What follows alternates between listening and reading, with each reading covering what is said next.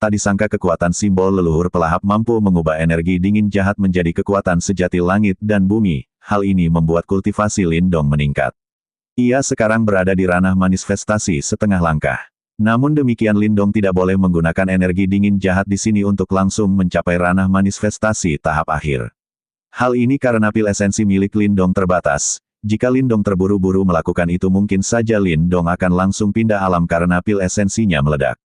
Xiao Diao mengingatkan, Lindong harus berhati-hati dalam menggunakan kekuatan simbol leluhur pelahap. Harus tahu batasannya dengan baik, jika tidak kekuatan itu malah akan menyerang balik. Lindong pun mengerti akan maksud dari Xiao Diao. Begitu sampai di atas, Lindong langsung menangkap murid Sekte Boneka Yin yang berjaga di tempat itu. Ia bertanya tentang keadaan Xiao Yan. Dari orang ini diketahui bahwa Xiao Yan telah ditangkap oleh ketua Sekte Boneka Yin dan dibawa ke Sekte Boneka Yin. Di Sekte Boneka Yin, Teng Cha mengundang banyak sekte untuk menyatukan kekuatan alias membentuk sebuah aliansi. Hal ini dimaksudkan agar kekuatan mereka bisa setara dengan 4 keluarga besar. Semua sekte yang datang setuju, kecuali Mulei dan Wu Zong yang masih ragu dan harus berpikir ulang untuk menyetujui aliansi tersebut. Setelah mendengar jawaban mereka, Teng Cha melambaikan tangan dan terbukalah pintu besar di belakangnya. Begitu pintu dibuka membuat beberapa orang terkejut, nampak sosok Chao Zhen yang menarik kereta. Di atas kereta tersebut adalah Xiao Yan tunggangan Lindong. Teng Cha memberitahukan kepada semua yang datang, bahwa dirinya akan membuat binatang ini menjadi boneka monster. Mulai tahu jika Teng Cha akan menggunakan binatang ini untuk mencari harta karun yang telah direbut oleh Lindong. Mu Qianqian menanggapi dengan nada yang serius, jika Teng Cha berhasil menemukan harta itu, cepat atau lambat dia akan menghancurkan Sekte Iblis Agung kita. Teng Cha telah memulai menyalurkan kekuatan untuk mengubah Xiao Yan menjadi boneka monster. Tak berapa lama ada suatu kekuatan yang menghalangi Teng Cha. Itu adalah kekuatan Lindong. Tentu kemunculan Lindong tidak disangka oleh Teng Cha. Ia tak percaya Lindong dapat keluar hidup-hidup dari sungai Xuan Yin. Tanpa basa-basi lagi Chao Zhen melompat ke arah Lindong sembari mengepalkan tinjunya. Namun kali ini dengan mudah Lindong dapat memblokirnya. Kemudian Lindong membunuh Chao Zhen tanpa kesulitan. Hal ini membuat semua orang terkejut dengan peningkatan kekuatan Lindong yang mengerikan. Lantas ketua sekte Teng Cha memberikan perintah kepada semua yang datang untuk membunuh Lindong. Dengan suara yang serius Lindong memberitahu semua orang, masalah ini adalah masalah antara dirinya dengan Sekte Boneka Yin, tidak ada hubungannya dengan orang lain di sini. Siapapun yang maju dan membantu Sekte Boneka Yin nasibnya akan menjadi seperti Chao Zhen. Tentu mendengar perkataan ini mereka berpikir ulang untuk membantu Sekte Boneka Yin, ditambah mereka telah melihat kekuatan Lindong yang mampu membunuh Chao Zhen yang berada di ranah manifestasi setengah langkah hanya dengan satu gerakan. Melihat semua sekte yang ia undang mundur, Teng Cha hanya bisa bertarung dengan Lindong seorang diri. Batu besar turun dari atas udara menghantam ke arah Lindong, dengan tombaknya Lindong berhasil menghancurkan batu tersebut tanpa kesulitan. Kemudian Lindong melompat ke udara dan bergegas untuk melakukan serangan balik.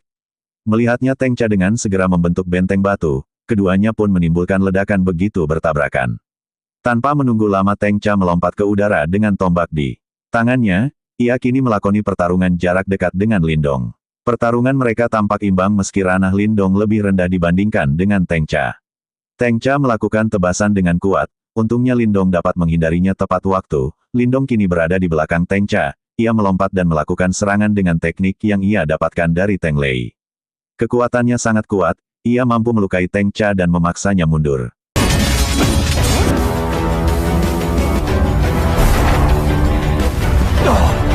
Melihat kesombongan di mata Lindong, Teng Cha menunjukkan kekuatan manifestasi yang sesungguhnya. Untuk menghadapi kekuatan seperti ini, Lindong menggunakan seni bela diri manifestasi kurungan jari surgawi. Kekuatan seni bela diri Lindong terlihat lebih kuat, mampu menghancurkan teknik Teng Cha. Lantas Lindong kembali melakukan serangan dengan kurungan jari surgawi. Teng Cha tak menyangka Lindong mampu menggunakan seni bela diri manifestasi berturut-turut. Energi ungu membentuk tengkorak menyelimuti tubuh Teng Cha. Kekuatan ini mampu memblokir jari surgawi milik Lindong.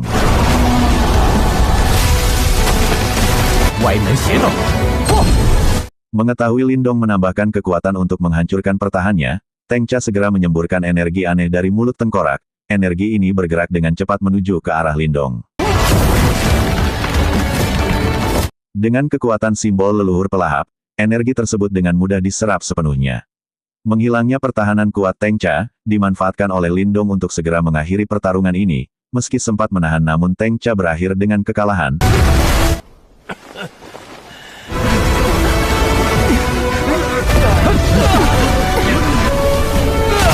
Suara lembut keluar dari mulut Mu Qianqian yang cantik. Ia berkata mungkin di prefektur Dahuang sudah tidak ada lagi yang menandingi kekuatan Lindong.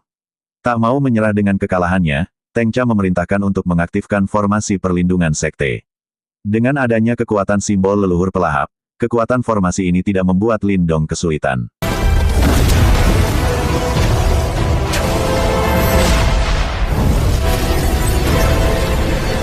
Berpindah di tempat lain, Lin Qingzu bersama dengan orang-orangnya telah selesai memperbaiki suatu formasi. Formasi kemungkinan dirusak secara sengaja oleh manusia. Lin Qingzu menduga jika kemungkinan ada orang yang ingin mencegah perang 100 dinasti. Kekuatan simbol leluhur pelahap yang digunakan oleh Lindong nampaknya dirasakan oleh Tetua Mali dan juga Lin Qingzu. Tetua Mali tertarik akan kekuatan tersebut, namun Lin Qingzu lebih mementingkan tugasnya daripada memeriksa kekuatan tersebut. Tugasnya ialah memeriksa formasi di sekitar medan perang kuno. Ketika hendak pergi, Tetua Mali menyarankan meninggalkan satu orang untuk berjaga di tempat ini, hal ini untuk mencegah kemungkinan terburuk jika orang-orang yang menghancurkan formasi kembali lagi. Tetua Mali secara pribadi bersedia melakukan penjagaan ini, meski awalnya Lin Qingzu tidak menyetujuinya, namun karena Tetua Mali bersikeras, Lin Qingzu hanya bisa mengikuti kemauan Tetua Mali.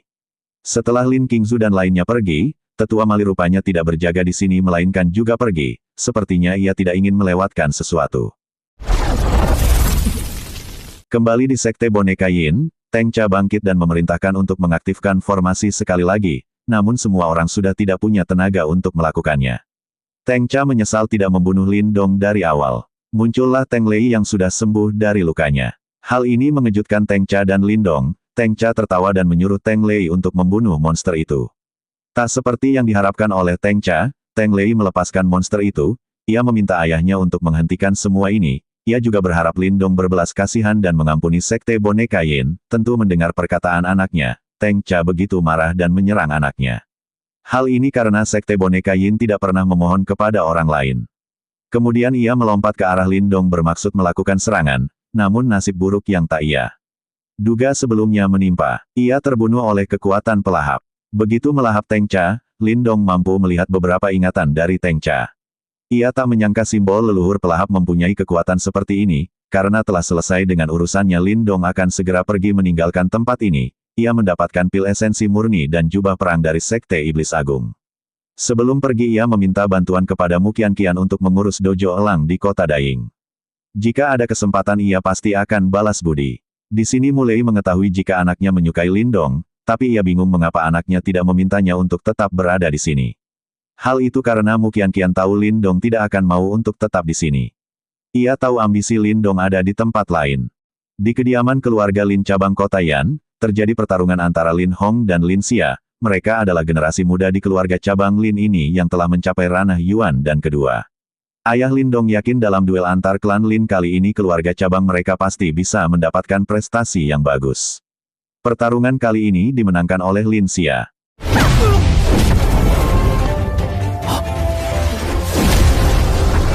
Kabar tentang Lindong yang terkenal di prefektur Dahuang telah sampai kepada ayahnya. Kakeknya tersenyum bangga mendengar apa yang dikatakan oleh ayah Lindong. Lantas ia bertanya di mana keberadaan King Tan. King Tan adalah adik Lindong. Rupanya King Tan berlatih di pegunungan sendirian selama setahun. Sekarang ia telah mencapai ranah penciptaan Qi. Mendengar hal itu kakeknya semakin yakin dalam duel antar klan Lin kali ini keluarga cabang mereka mempunyai peluang menang yang lebih tinggi. Namun ada sejak kembali dari latihannya, King Tan seperti telah berubah total dan selalu terkesan misterius. Di pegunungan King Tan menemui seseorang, orang itu memakai jubah dan juga topeng. Orang inilah yang melatih King Tan dalam setahun ini. Maksud King Tan menemui orang ini ialah memberitahukan bahwa dirinya masih belum bisa ikut pergi bersama orang ini, ia masih ingin bersama dengan keluarganya. Orang ini pun tak mempermasalahkan hal itu, ia memberikan sebuah benda, itu adalah tanda dari sekte orang berjubah ini, jika suatu hari nanti King Tan mau memahami kekuatannya, ia dapat memanggil orang berjubah dengan benda ini. Lindong penasaran dengan apa yang berada di Gunung Boneka Yin, ia pun menemukan tempat yang ia cari. Ia melihat tempat ini pada saat melihat ingatan dari Teng Cha. Di dalamnya ada boneka roh, yakni boneka roh darah yang paling mengerikan. Boneka roh lebih kuat daripada boneka simbol. Kekuatannya setara dengan orang di ranah nirvana. Sedangkan boneka roh darah adalah yang paling kuat dan paling berbahaya di antara boneka roh. Alasan Teng Cha tidak memakai boneka ini adalah karena kekuatannya belum cukup untuk mengendalikannya. Menurut Xiao Diao harusnya boneka roh ini disegel oleh orang hebat pada zaman dulu. Teng Cha hanya beruntung menemukannya dan mendirikan sekte di tempat ini. Mendengar penjelasan dari Xiao Diao, Lin Dong mengetahui jika boneka roh ini cukup berbahaya, maka dari itu ia memilih untuk pergi dari tempat itu. Namun Xiao Diao menyayangkan jika Lin Dong tidak mengambil boneka ini. Dengan kekuatannya saat ini Xiao Diao tentu tidak bisa membantu, tapi ia tahu bahwa simbol batu bisa melakukannya. Lin Dong dapat menyegel boneka roh darah dalam simbol batu terlebih dahulu, kemudian dilatih dengan baik ke depannya. Mungkin saja bisa menaklukkannya. Awalnya Lin Dong tidak yakin dengan Xiao Diao karena ia juga tidak tahu bagaimana cara mengaktifkan simbol batu. Namun karena Xiao Diao mengatakan boneka roh ini merupakan trik yang bagus untuk mengalahkan Lin Langtian, ekspresinya berubah. Lantas ia menanyakan bagaimana cara untuk mengaktifkan simbol batu. Setelah memahami apa yang dijelaskan oleh Xiao Diao, mereka pun bersiap untuk melepaskan segel boneka roh darah. Begitu segel dibuka, Lin Dong dapat merasakan aura jahat yang sangat kuat. Ia segera mengaktifkan simbol batu, namun tiba-tiba simbol tersebut gagal untuk diaktifkan. Hal ini di luar perkiraan, sekarang menjadi semakin merepotkan. Boneka tersebut mengamuk sejadi-jadinya. Boneka simbol milik Lin Dong bahkan dengan mudah dikalahkan. Xiao Diao dan Xiao Yan akan menahan boneka roh darah ini, sedangkan Lin Dong harus fokus untuk mengaktifkan simbol batu. Meski Lin Dong telah memasukkan semua kekuatan sejatinya, ia tetap tidak bisa mengaktifkan simbol batu. Ia pun berpikir untuk menggunakan cara lain. Ia pun terpikirkan sebuah cara, yakni menggunakan simbol leluhur pelahap untuk menyerap energi dingin jahat yang ada di tempat penyegelan boneka roh darah dan mengubahnya menjadi energi sejati. Cara itu terbukti ampuh. Ia dapat mengaktifkan simbol batu dan berhasil menyegel boneka roh darah.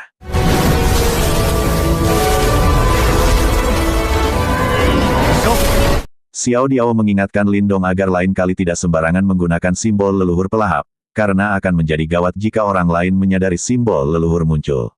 Begitu disegel di simbol batu, kekuatan spiritual Lin Dong perlahan akan masuk ke dalam tubuh boneka roh darah. Setelah beberapa waktu itu akan menjadi tanda spiritual. Pada saat itu Lin Dong dapat mengendalikannya, namun tidak boleh digunakan terlalu lama, karena jika itu dilakukan boneka roh darah akan kehilangan kendali lagi. Duel antar klan masih 3 bulan lagi. Untuk saat ini Lin Dong ingin kembali. Xiao Diao menyarankan Lin Dong untuk melatih tubuh petir matahari agung sampai tahap akhir. Tetua Mali rupanya datang ke sekte boneka Yin. Ia datang untuk mencari informasi tentang harta karun yang telah didapatkan oleh sekte boneka Yin. Harta tersebut tidak lain adalah simbol leluhur pelahap. Begitu mendapatkan informasi tersebut, ia membantai semua sekte boneka Yin termasuk Teng Lei.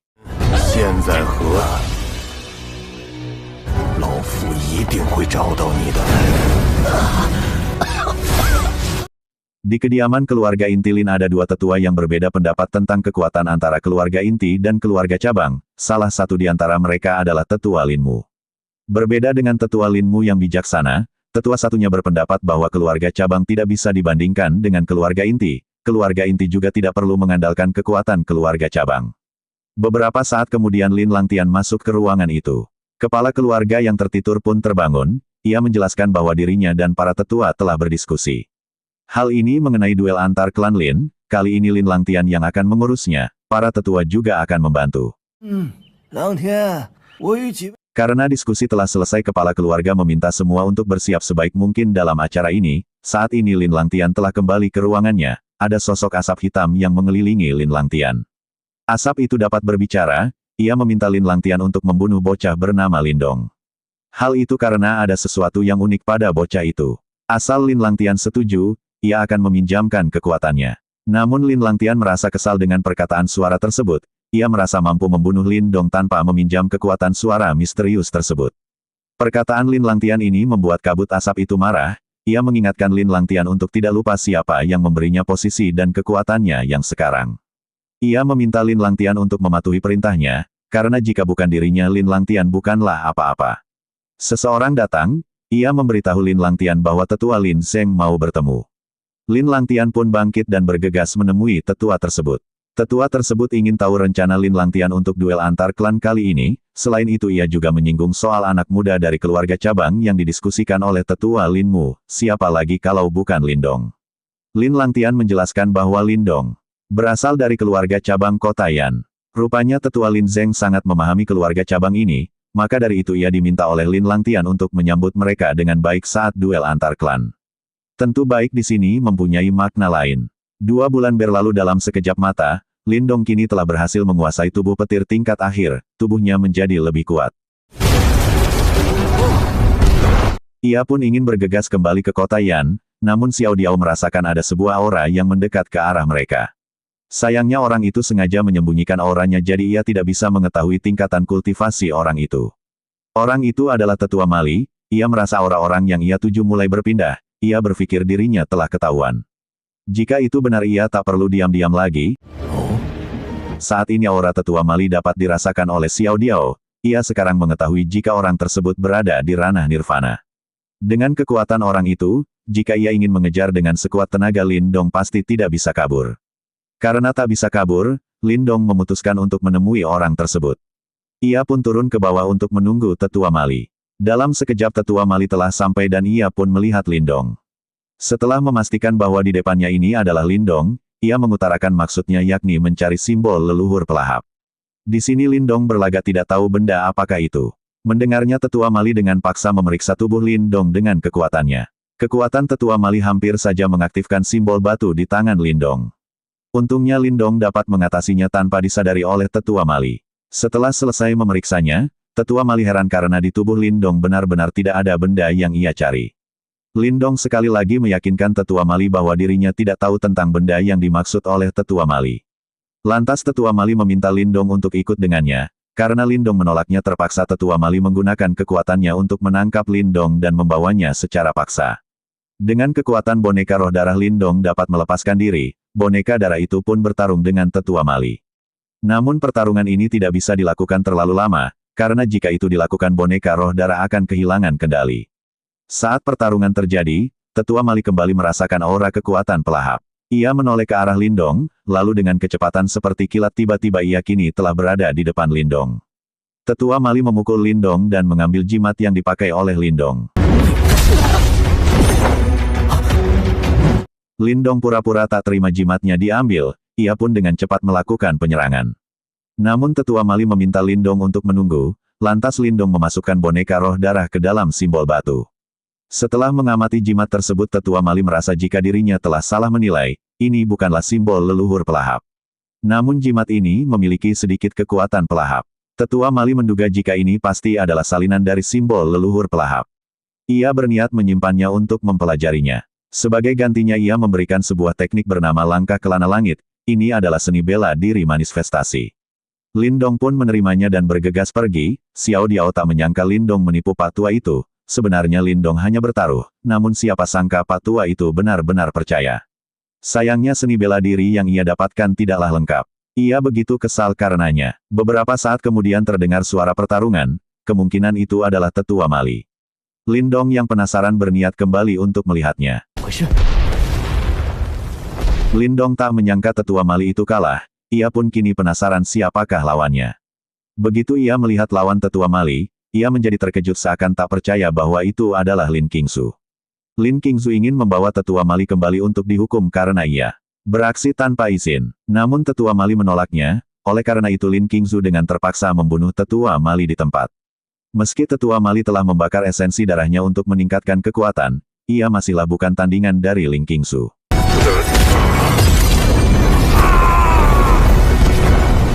Setelah membunuh tetua Mali, Lin Qingzu berniat pergi namun ia menyadari adanya seseorang. Lantas Lindong menyamarkan suaranya, ia mengatakan bahwa dirinya sedang berlatih di sekitar tempat ini, ia datang ke sini karena mendengar adanya suara pertarungan. Lin Qingzu meminta maaf karena telah mengganggu dan bergegas meninggalkan tempat ini, meski Lindong selalu memikirkan Lin Qingzu, menurutnya saat ini bukanlah waktu yang tepat untuk bertemu dengannya, saat ini dirinya masihlah terlalu lemah. Xiao Diao mencoba menghibur Lindong, ia meminta Lindong untuk tidak berkecil hati, kekuatan di balik Lin Qingzu pasti sangat kuat. Kau yang sekarang tentu tidak bisa dibandingkan dengannya. Kau juga tidak perlu terlalu panik. Pelan-pelan saja, apalagi sekarang kau adalah pemilik lambang kuno. Xiao Diao percaya suatu saat Lindong pasti akan terkenal di daratan Tianxuan ini. Lindong membenarkan apa yang dikatakan oleh Xiao Diao. Ia sekarang ingin membuktikan diri di duel antar klan terlebih dahulu, karena perjalanan sedikit terganggu, ia memutuskan untuk langsung pergi ke kota Lin. Di kota Lin, duel antar klan keluarga Lin baru saja dimulai.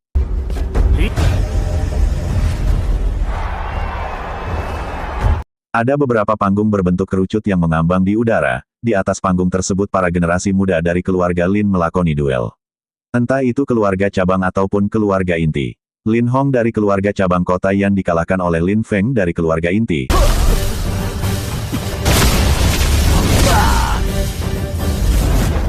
Begitu juga dengan Lin Xia, ia dikalahkan oleh Lin Mang dari keluarga inti. Keluarga inti nampak begitu kejam, mereka membuat Lin Hong dan Lin Xia terluka parah. Hal ini membuat ayah Lin Dong begitu kesal dan mengungkapkannya dengan suara yang keras, namun perkataannya tidak diperdulikan oleh keluarga inti Lin. Kakek Lin Dong meminta anaknya untuk mensudahi kekesalannya. Ia mengatakan bahwa sepertinya keluarga inti memang sedang menargetkan keluarga cabang mereka. Dilihat dari duel di arena hanya keluarga cabang kota Yan yang melakoni duel dengan keluarga inti. Selain itu orang yang berduel dengan Lin Hong dan Lin Xia adalah orang hebat dalam keluarga inti. Melihat kekalahan keluarga cabang tersebut, membuat Lin Zeng tertawa senang sembari menoleh ke arah tetua Lin Mu. Dengan nada mengejek ia bertanya, Lin Dong yang kau rekomendasikan mengapa dia belum datang ke duel antar klan? Sepertinya tetua Lin Mu salah menilai orang. Beberapa saat kemudian terdengar pengumuman bahwa Lin Qingtan dari keluarga cabang kota Yan memenangkan duel mengalahkan Lin Chen dari keluarga inti. Tentu mendengarnya membuat tetua Lin Zeng terkejut seakan tak percaya dengan apa yang ia dengar. Kemenangan keluarga cabang ini juga membuat sebagian orang juga mengatakan hal yang sama dengan Lin Zeng. Kemudian tetua Lin Zeng memanggil nama Lin Feng dan memberikan isyarat. Lin Feng pun menangkupkan tangan seakan sudah mengerti maksud dari tetua Lin Zeng. Lin Feng dengan segera turun ke arena untuk menantang Lin Qingtan. Qingtan dibebaskan untuk memilih, melanjutkan terus bertanding, atau memilih anggota lainnya dari keluarga cabang kota Yan untuk bertanding. Jika menyerah keluarga cabang kota Yan akan dieliminasi. Tetua Lin Mu menoleh ke arah tetua Lin Zeng, ia mengungkapkan pemikirannya, apa yang dilakukan oleh tetua Lin Zeng itu sangat tidak adil bagi keluarga cabang kota Yan. Meski sebenarnya hal ini diizinkan dalam duel antar klan. Setelahnya tetua Lin Mu tidak berkata-kata lagi, Qingtan menundukkan kepalanya sejenak lalu ia berkata bahwa dirinya menerima tantangan ini. Melihat ini, Lin Xiao alias ayah dari Lin Qingtan menghela nafas dengan kesal karena ia tahu Qingtan bukanlah tandingan dari Lin Feng yang kini sudah berada di ranah penciptaan Qi tahap akhir. Ia juga bergumam dengan nada yang serius, mengapa Lin Dong belum datang juga, setelah beberapa pertukaran Lin Qingtan berhasil menjatuhkan Lin Feng. Qingtan meminta Lin Feng untuk menyerah karena ia telah menyegel esensi Lin Feng untuk sementara waktu. Tetua Lin Mu tak menyangka, selain Lin Dong di keluarga cabang kota Yan ada orang hebat seperti itu. Kakek Lin Dong bertanya dari mana Qingtan mempelajari keterampilannya itu. Lin Xiao dengan ekspresi sedikit bingung berkata bahwa dirinya juga tidak mengetahuinya. Karena Lin Feng tak mau menerima kekalahannya ini, ia segera bangkit. Kemudian ia mengeluarkan pil lalu memasukkannya ke mulutnya. Pil ini ia gunakan untuk meningkatkan kultivasi secara paksa. Hal ini tentu tidak diperbolehkan dalam peraturan duel. Meski Qingtan telah memberitahukannya, tetua yang memimpin jalannya pertandingan seakan tutup mata dengan kejadian ini. Dengan meningkatnya kekuatan Lin Feng, Qingtan yang sekarang tidak bisa mengimbangi Lin Feng, bahkan ia dipojokkan oleh Lin Feng. Namun ketika Lin Feng ingin mengakhiri pertarungan, Qingtan merasakan aura Lin Dong. Lin Dong dengan kecepatannya segera turun ke arena untuk menghentikan serangan Lin Feng.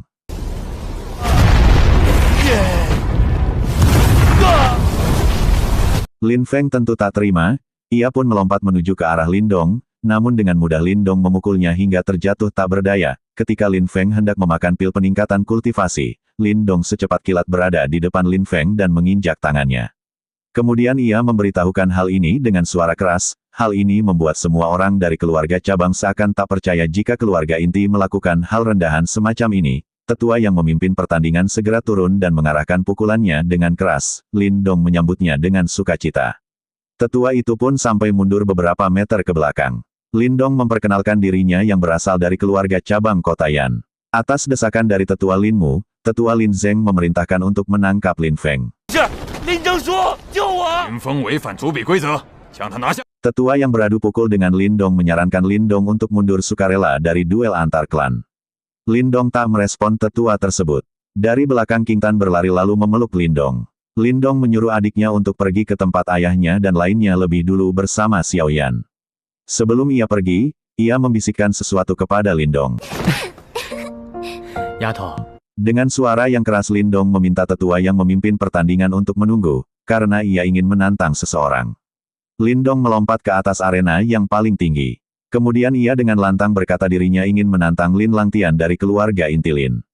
Perkataan Lindong membuat seluruh arena bergemuruh tak menyangka bahwa Lindong menantang Lin Langtian dari keluarga inti. Para tetua juga merasa tindakan Lindong begitu konyol, mereka semua seakan meremehkan kemampuan Lindong. Merasa diremehkan Lindong dengan nada yang keras berkata di arena pertandingan, hanya kekuatan yang diutamakan. Kalau ada yang tidak terima, maju dan beritahu aku. Tetua Lin Zeng berdiri dari kursinya ia berteriak keras meminta Lindong untuk segera mundur, karena Lindong tidak pantas berteriak seperti itu di hadapan keluarga inti. Mendengar suara Tetua Linmu, Tetua Lin Zeng segera menoleh. Menurut Tetua Linmu apa yang dikatakan oleh Lindong juga benar. Duel antar klan memang menentukan pemenangnya berdasarkan kekuatan, tidak ada perbedaan antara keluarga cabang dan keluarga inti. Apalagi dia menantang juga diizinkan oleh aturan. Lantas Tetua Lin Zeng meminta Lindong setidaknya membuktikan bahwa Lindong punya kualifikasi untuk menantang Lin Langtian. Lindong harus mengalahkan Lin King dan Linmu lebih dulu. Mereka berdua adalah saudara kembar. Keduanya telah mencapai puncak ranah manifestasi setengah langkah. Di antara keluarga inti kekuatan mereka berdua hanya kalah dari Lin Langtian. Mereka berdua meminta Lindong untuk memilih satu di antara mereka. Tapi Lindong ingin menantang keduanya secara bersamaan. Ia juga berkata jika dirinya tidak bisa mengalahkan mereka dalam 10 gerakan maka dirinya dianggap kalah.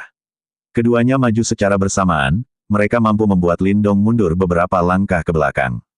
Hal ini dilakukan Lindong agar tidak membuat mereka malu sepenuhnya. Selanjutnya ia akan serius, dalam satu gerakan Lindong dapat menjatuhkan mereka berdua.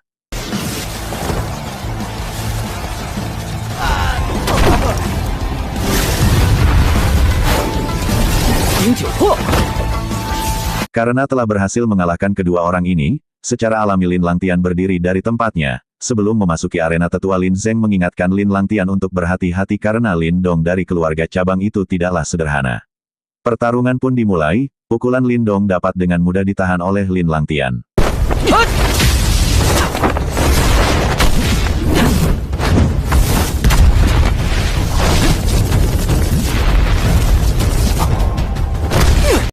Lin Langtian melemparkan bola api, tapi Lindong menghindari semuanya dan bergerak cepat menyerang Lin Langtian yang membuat Lin Langtian terkejut.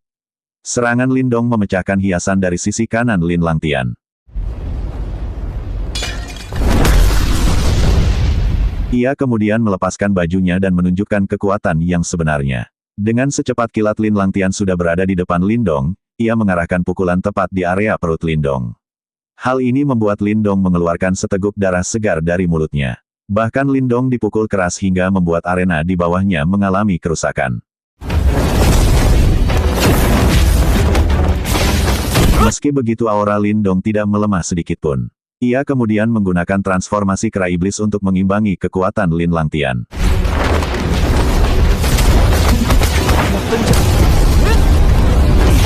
Oleh karena itu Lin Langtian mengeluarkan teknik andalan keluarga Lin yang kemungkinan dimaksudkan untuk membunuh Lindong dengan serangan ini. Sayangnya Lindong mampu memblokir serangan tersebut yang membuat ledakannya menghancurkan sebagian arena.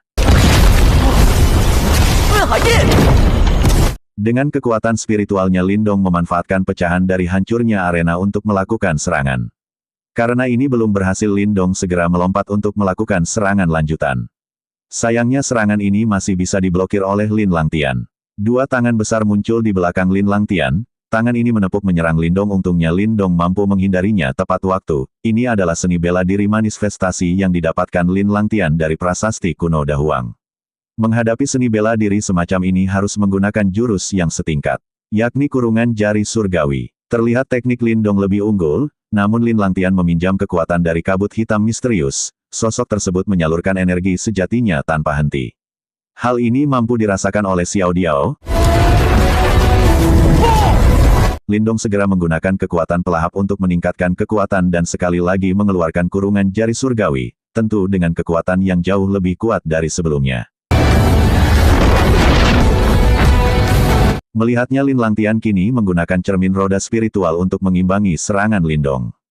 Tabrakan kedua kekuatan menyebabkan arena seakan menjadi hancur, jika tidak segera dihentikan takutnya setengah kota Lin akan hancur oleh kekuatan mereka. 将军，我。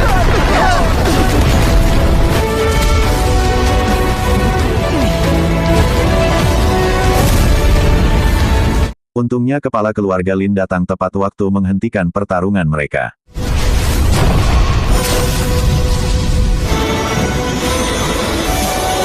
Lantas ia meminta Lin Dong untuk mendekat dan menanyakan asal dari Lin Dong. Kepala keluarga Lin menoleh ke arah Lin Langtian. Menurutnya dengan kekuatan Lin Dong seharusnya sudah cukup untuk menjadi juara pertama duel antar klan. Lin Langtian menoleh ke arah Lin Dong dan menuruti apa yang dikatakan oleh kepala keluarga Lin. Kemudian ia berpamitan. Sebelum pergi ia mengingatkan Lin Dong bahwa lain kali kau tidak akan begitu beruntung. Sorak-sorai begitu meriah saat Lin Dong mengangkat satu tangannya.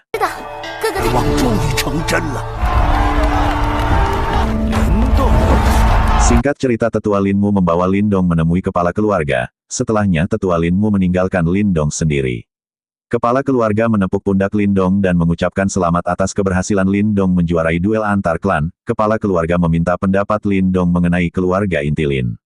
Meski keluarga Lin termasuk kuat dalam dinasti Agung Yan, namun di luar dinasti Agung Yan keluarga Lin tidak ada apa-apanya. Meski ia kini berada di ranah nirvana, di luar sana ranah nirvana tidak ada apa-apanya. Kepala keluarga menawarkan Lin Dong untuk pergi melihat dunia di luar dinasti Agung Yan. Hal ini berkaitan dengan perang 100 dinasti. Mendengarnya Lin Dong teringat perkataan dari Ling Qingsu. Kemudian kepala klan menjelaskan, benua tempat kita berada adalah wilayah Xuan yang dibagi menjadi wilayah timur, selatan, barat, utara. Dinasti Agung Yan berada di wilayah Xuan Timur. Wilayah Xuan Timur sangat luas dan di dalamnya ada banyak dinasti. Dinasti Agung Yan hanya seperti setetes air di lautan. Perang antara orang-orang jenius yang terpilih dari perang 100 dinasti adalah pertarungan yang sangat epik. Penguasa Xuan Timur yang sesungguhnya, para sekte super yang kekuatannya melampaui imajinasimu. Dibandingkan dengan sekte super itu, pihak manapun tidak ada apa-apanya. Mereka dapat menghancurkan sebuah dinasti dalam sekejap.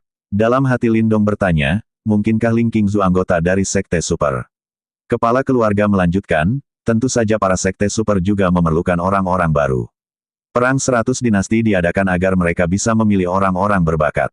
Dapat disimpulkan bahwa jika menonjol dalam perang 100 dinasti, akan bisa masuk sekte super. Jika benar-benar bisa bergabung dengan sekte super pada saatnya, seluruh dinasti Agung Yan akan dilindungi olehmu.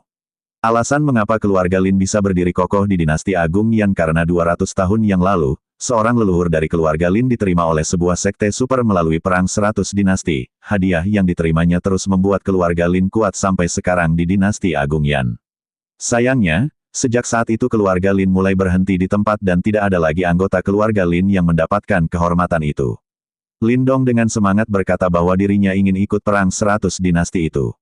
1 bulan lagi dinasti Agung Yan akan mengadakan seleksi calon untuk memutuskan orang yang akan mewakili dinasti Agung Yan ikut dalam perang 100 dinasti. Pada saatnya Lin Dong dan Lin Langtian ikut bersama.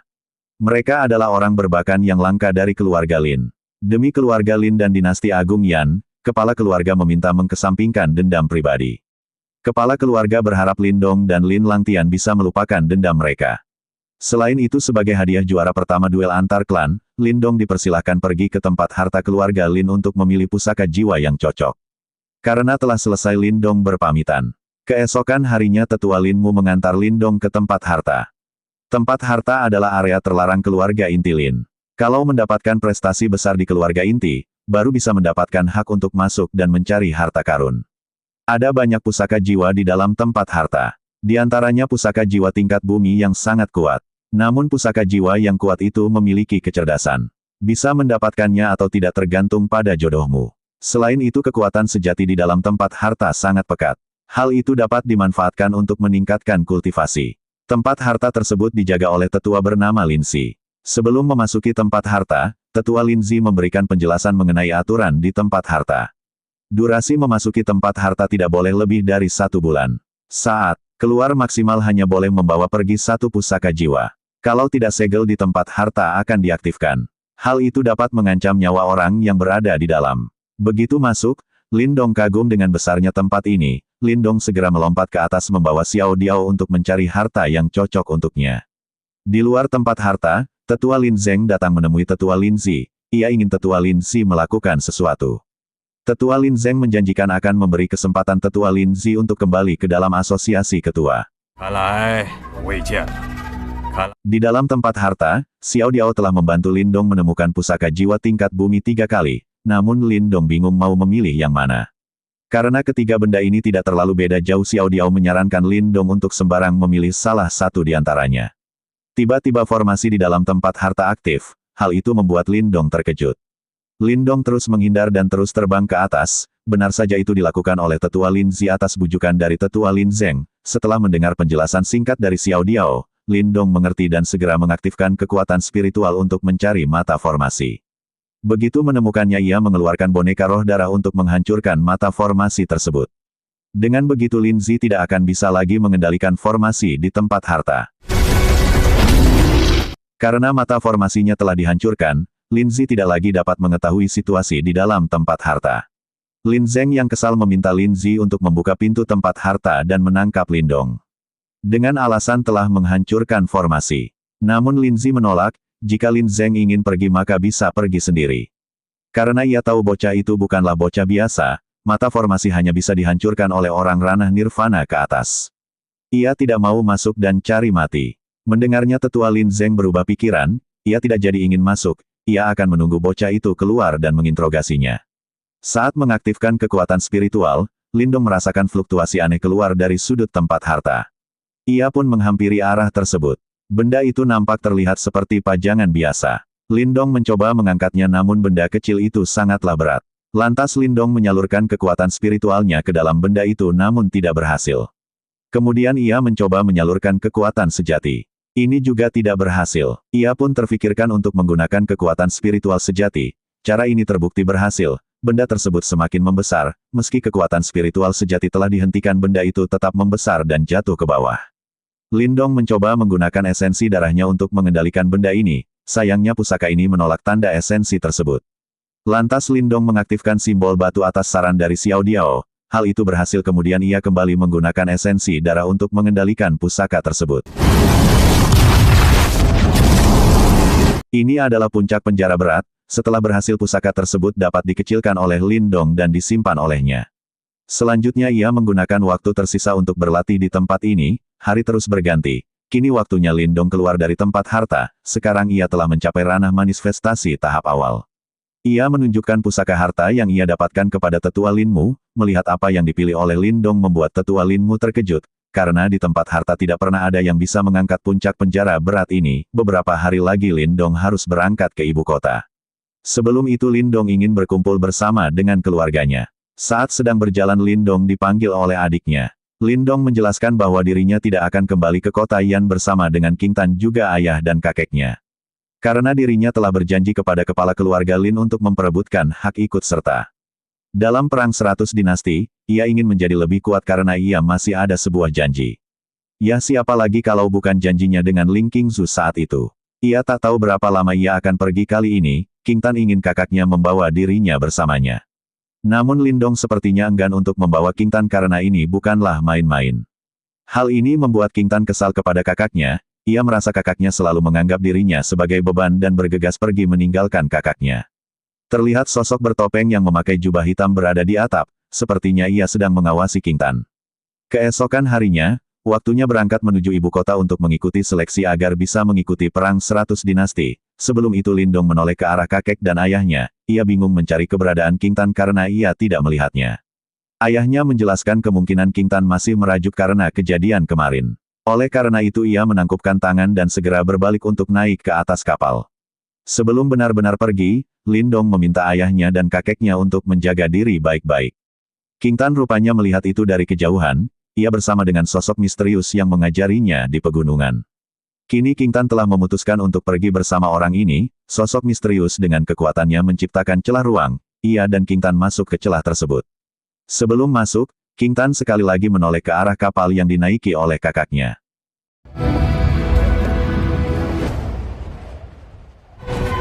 Huangcheng